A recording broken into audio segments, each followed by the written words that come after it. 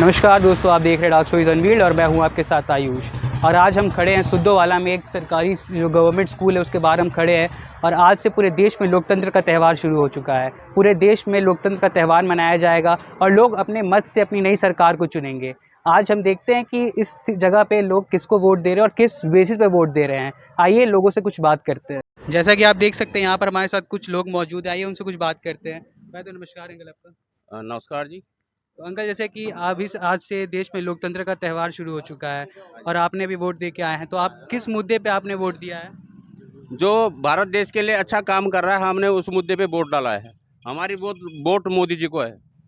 तो जैसे कि आपने बोला कि आपने मोदी जी को वोट दिया, तो पिछले 10 साल में जो आप 10 साल से देख रहे हैं, उस विषय में आप क्या कहना चाहेंगे? 10 साल में सरकार ने कैसा काम किया है? जो भी काम उन्होंने करा है, हम उस काम से संतुष्ट है। देश हित के लिए जो भी काम करा है, उससे हम बिल्कुल संतुष्ट हैं। और भारत देश का नाम पूरे विश्व में पटल पे जो है छाया हुआ है। तो जैसा कि भैया आपने भी वोट दे के आए हैं आप। बिल्कुल, हमने राष्ट्र हित में आज वोट किया है। मोदी जी गारंटी पे हमने आज मोहर लगाई है। और जो मोदी जी 10 साल से भारतीय जनता पार्टी का नेतृत्व कर रहे हैं, जिससे देश विदेश में हमारी देश का नाम हो रहा है कि आज लोग, दूसरे देश के लोग भी भारत का झंडा लेके कई युद्ध स्तर से निकल जाते हैं और बाहर आ जाते हैं, अपने देश पहुंच जाते हैं। इससे बड़ी उपलब्धि क्या होगी?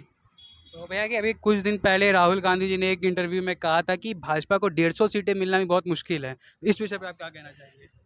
उनको तो देखो, वो आप उनका पप्पू नाम इसलिए रखा गया है, उनको कुछ पता ही नहीं रहता है मुझे क्या बोलना क्या नहीं बोलना है। अब की बार भाजपा 400 पार। तो भाजपा आपके बार 400 पार।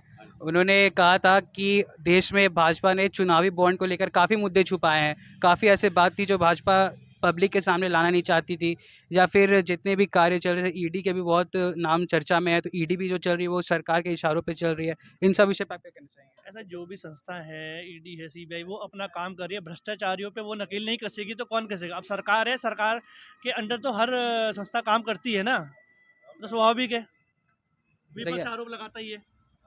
तो अभी आप लोग सबने वोट दे दिया, तो आप सब बीजेपी को समर्थन कर रहे हैं। तो आप सब श्योर हैं कि इस बार बीजेपी सरकार में फिर से आने वाली है? बिल्कुल बिल्कुल, 100%। 400 पार। तो आने वाला जो अभी नया सरकार होगा, उस सब में आप क्या देखना चाहते हैं? कुछ बदलाव देखना चाहते हैं या फिर कुछ नया रणनीति देखना चाहते हैं? बिल्कुल, हमें बिल्कुल सबसे बदलाव पहले होगा। जो मांग है हमारे देश में, वो जनसंख्या नियंत्रण कानून की है।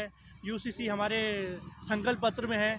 हम चाहते हैं कि जो मोदी जी ने वादा किया है वो इस देश को मिले।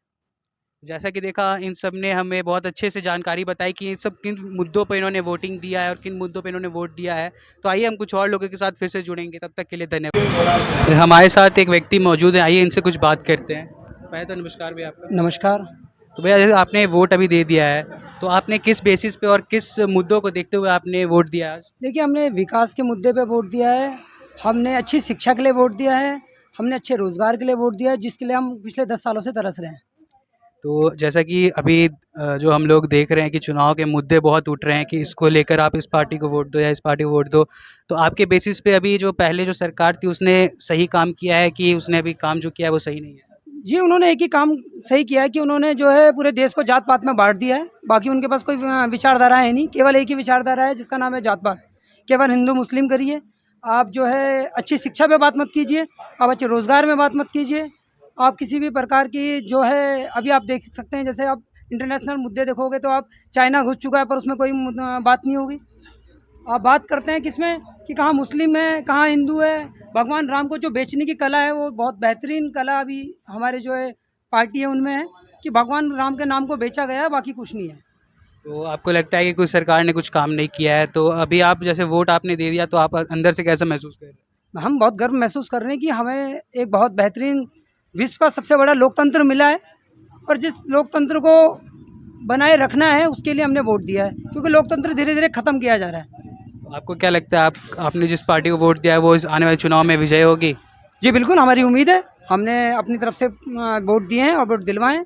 हमारा जो फ़र्ज़ है वो हमने किया है। हमारा एक संविधान के अंतर्गत एक फ़र्ज़ है कि हम वोट दें, एक अच्छे व्यक्ति को वोट दें, पार्टी को ना देखते हुए अच्छे व्यक्तियों को देखा जाए और वोट दिया जाए।